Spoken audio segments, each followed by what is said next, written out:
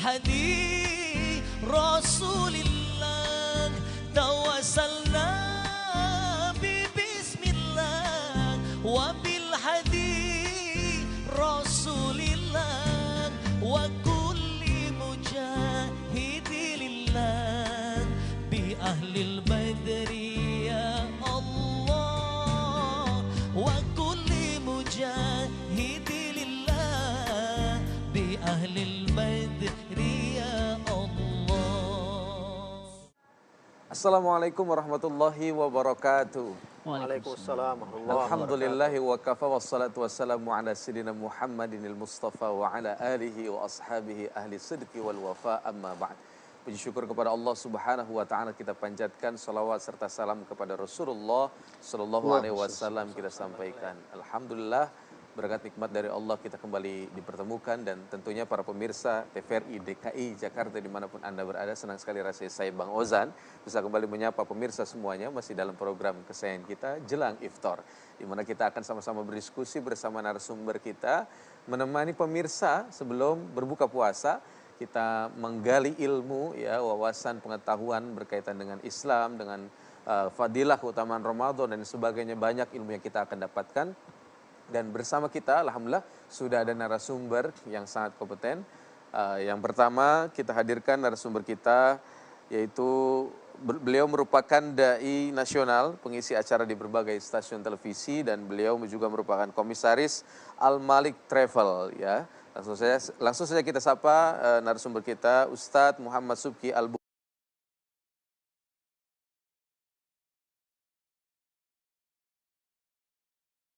Buguri MA.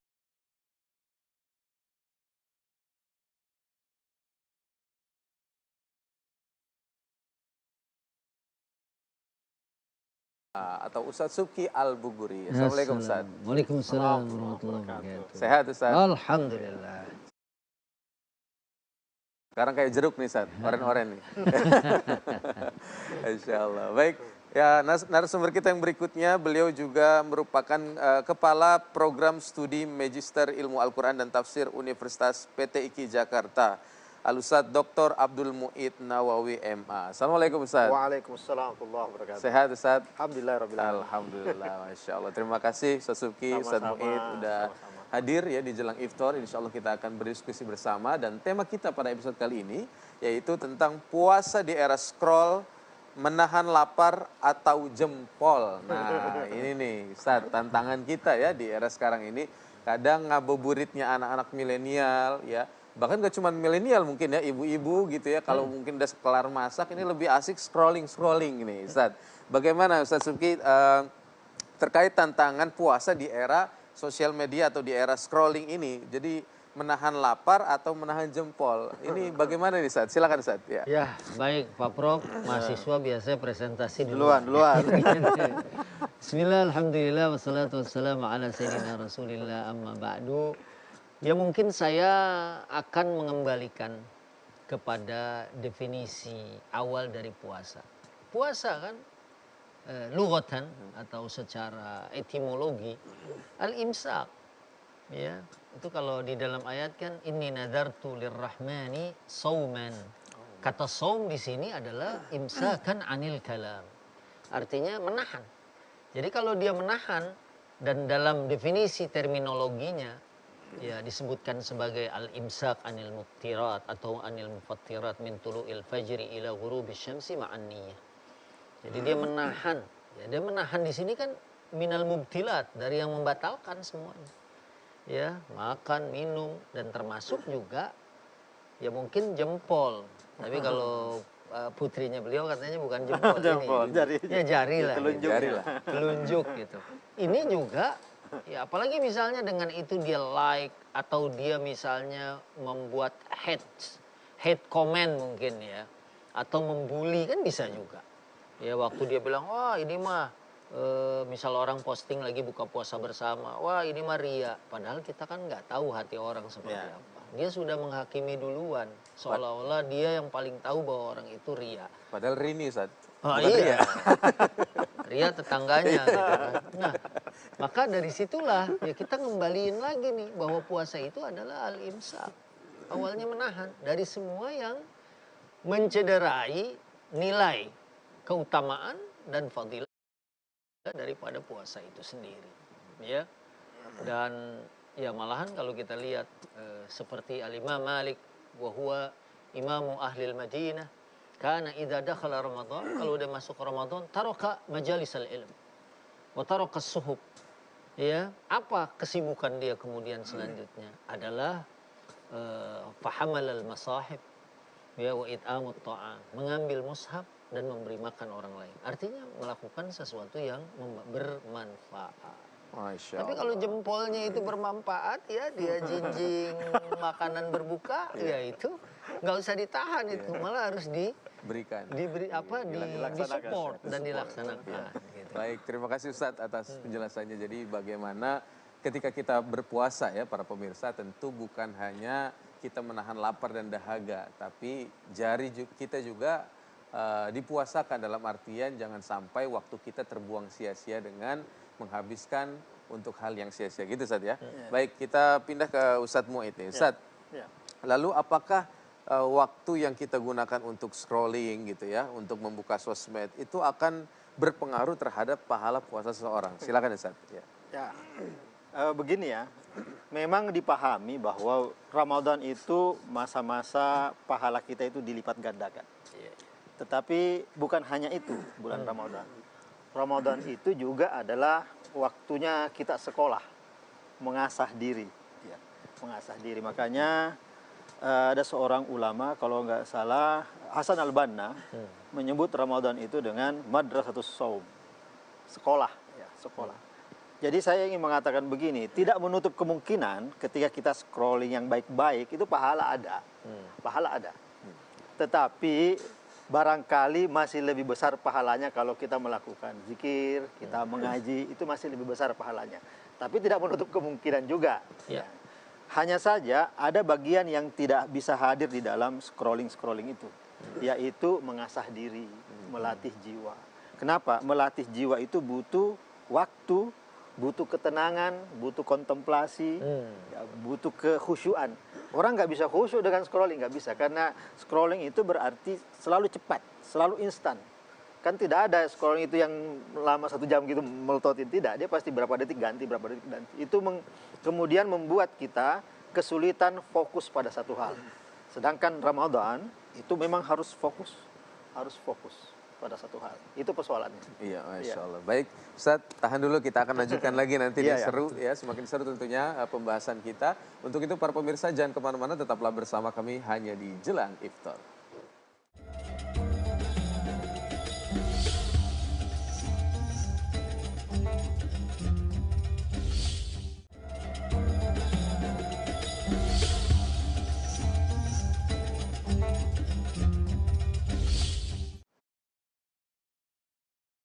Alhamdulillahirrahmanirrahim. Terima kasih para pemirsa yang masih setia bersama kami di Jelang Iftar, masih dengan tema diskusi kita yaitu puasa di era scroll, menahan lapar atau jempol ya. Kita kembali ke narasumber kita, Ustadz Subki. Ustadz, jadi sebenarnya mana sih yang lebih sulit antara kita menahan lapar atau menahan jempol kita untuk scrolling, Ustadz? Dan bagaimana seharusnya kita mengisi waktu kita? Silakan Ustadz. Ya.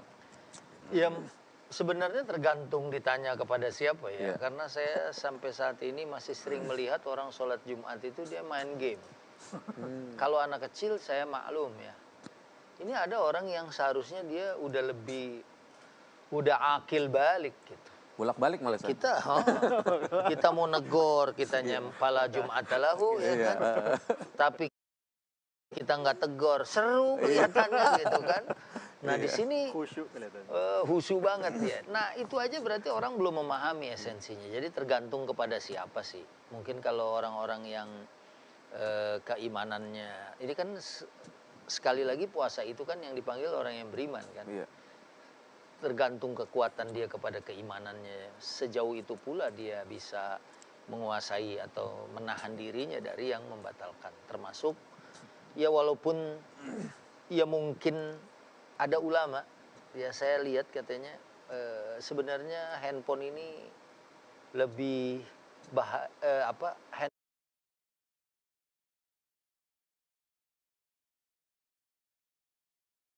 handphone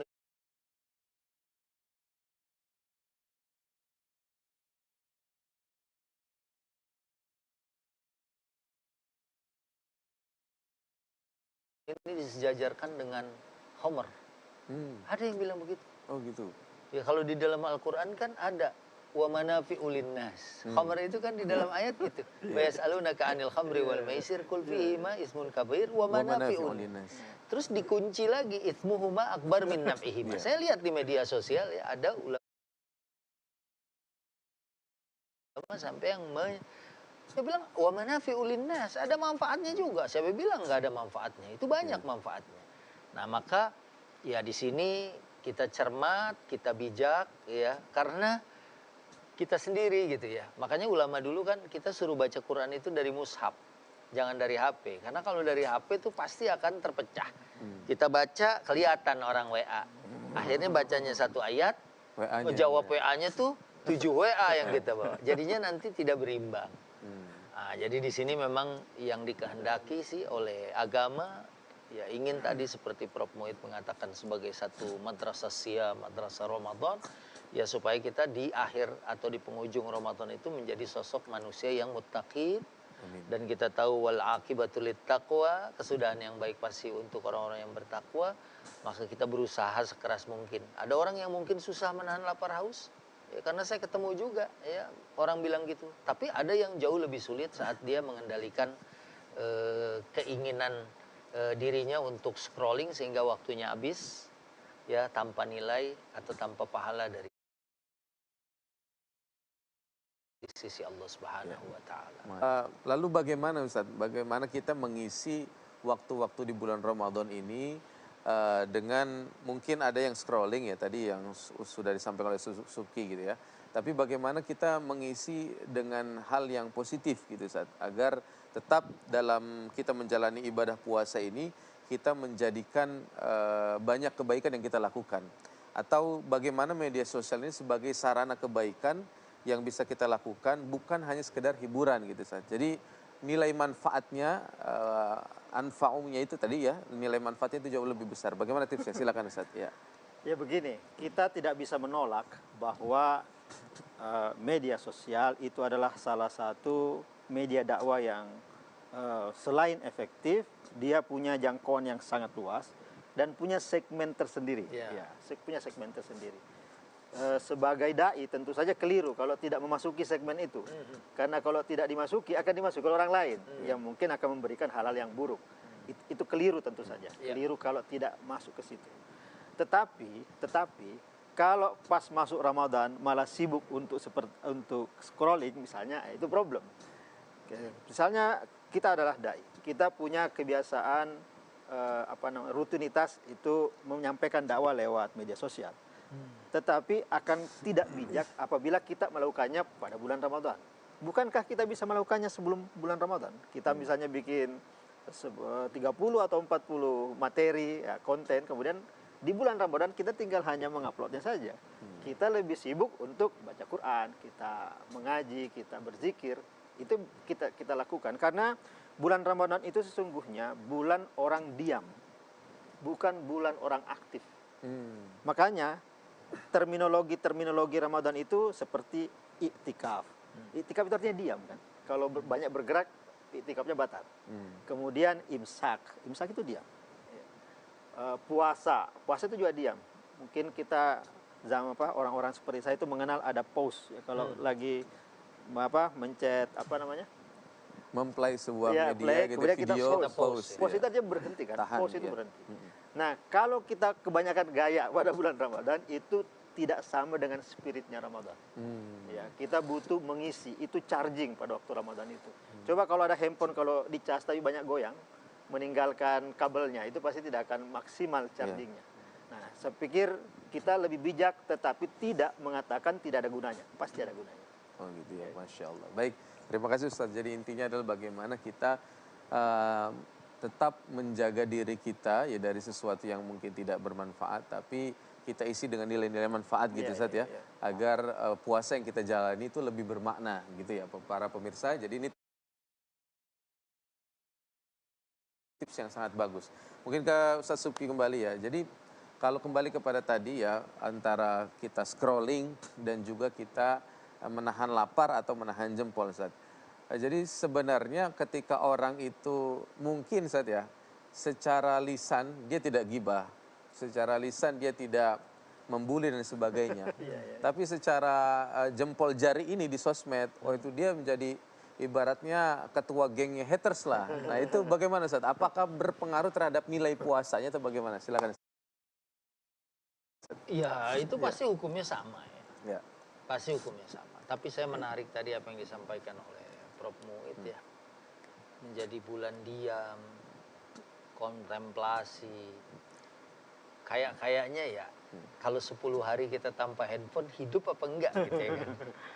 Ya, kita mau ke kantor, boleh kita ketinggalan dompet, tapi tidak ketinggalan handphone.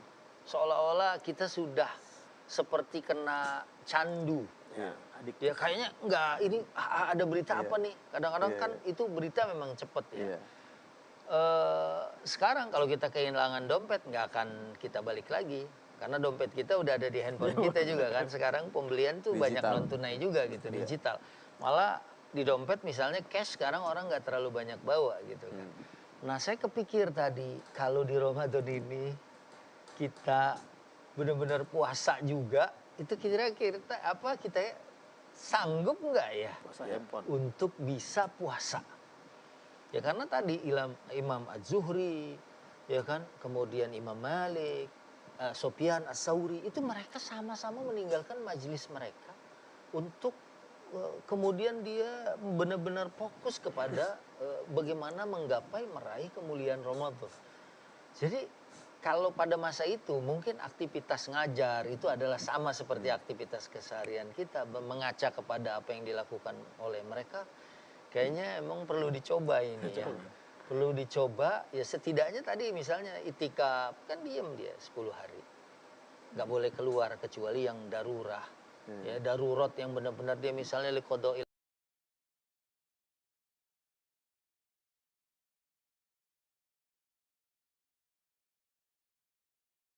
hajat. Kalau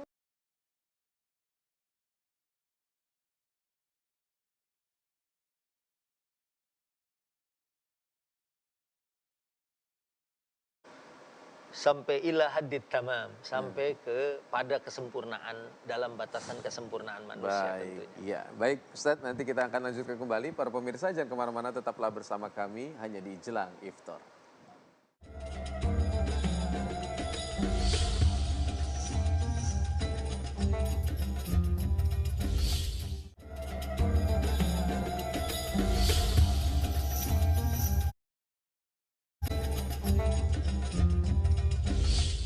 Baik, alhamdulillahirrahmanirrahim. Terima kasih para pemirsa yang masih setia bersama kami di Jelang Iftar. Masih dengan tema puasa di era scroll, menahan lapar atau jempol. Dan alhamdulillah tak terasa kita sudah di penghujung segmen. Dan tadi juga kita sudah dengarkan beberapa paparan ilmu yang sangat luar biasa dari narasumber kita. Namun tidak sempurna rasanya kalau kita mengakhiri diskusi kita sebelum kita mendengarkan kesimpulan dari kedua narasumber kita. Untuk itu mari sama-sama kita akan dengarkan.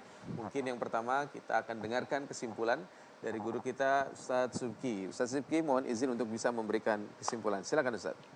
Ya, menyimak apa yang tadi sudah disampaikan. Ya, saya juga mengambil pelajaran yang banyak pada kesempatan hari ini. Kalau Islam penyusun katanya adalah salam, silm, kesejahteraan, kedamaian. Ada juga yang mengatakan Islam itu dari sulam. Ya, sin lam mim itu juga sulam, artinya kan tangga, tadarruj. Ya kita mulailah berpuasa lewat perubahan seperti menaiki anak tangga. Khususnya dengan hubungannya dengan penggunaan media sosial dan handphone ini. Ya tadi saya juga berpikir bagaimana 10%-nya, 20%-nya, 30%-nya sampai kita mencapai kepada satu orang yang misalnya dia bisa berlepas dari sesuatu itu. Jangan sampai adiktif ya. Dia tuh kayak sesuatu yang kayak orang sakau. Kalau nggak ada, kan banyak anak-anak kecil sekarang juga ya, yang dia tuh mungkin bahkan ada yang sampai membunuh orang tuanya. Itu kan tingkat bahaya yang sangat luar biasa. Oleh karena itu mudah-mudahan kita berusaha ya syai'an fa syai'an ila haddit kamal atau ila haddil kamal. Sedikit demi sedikit ya, mungkin yang biasanya kita 24 jam menggunakan media sosial itu misalnya selama 8 jam, mungkin besok kita batasin. Ini waktu-waktu yang saya gunakan untuk mencari kebaikan Ramadan. Semoga Ramadan kita memberikan pelajaran yang baik dalam kehidupan, khususnya di Ramadan tahun ini.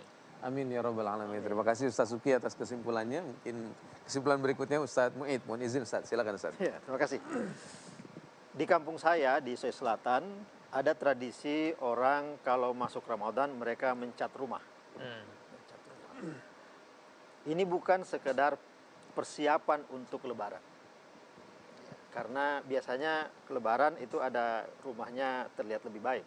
Tapi itu adalah momentum untuk membedakan antara bulan Ramadan dan bukan bulan Ramadan.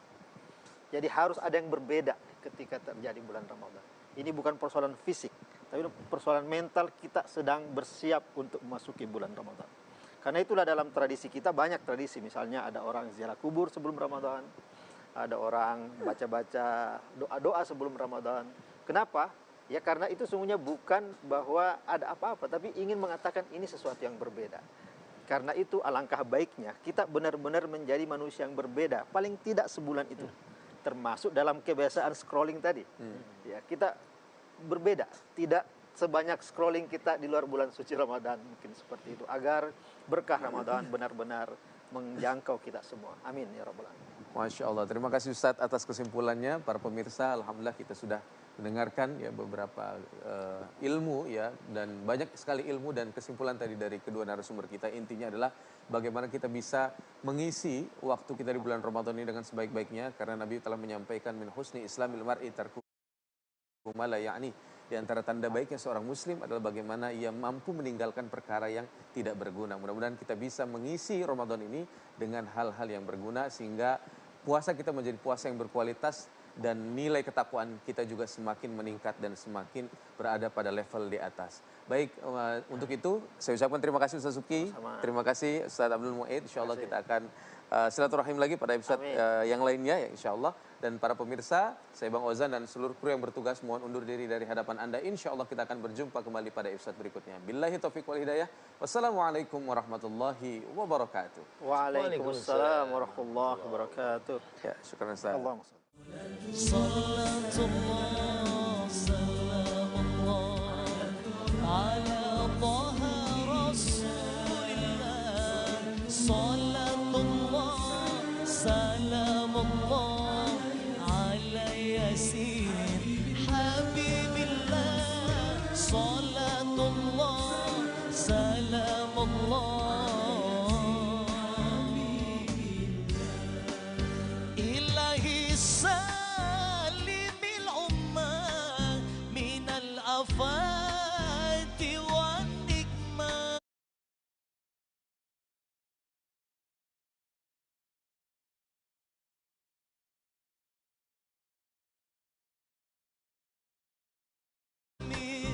ومن غمة بأهل البدر يا الله ومن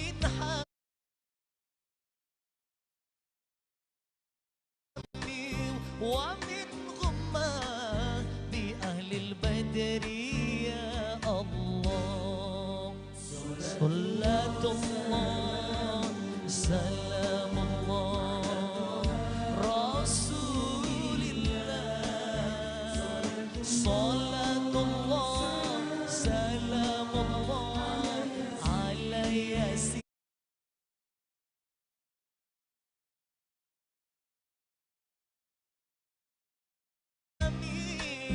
Kau ajarkan kebenaran, kau tunjukkan jalan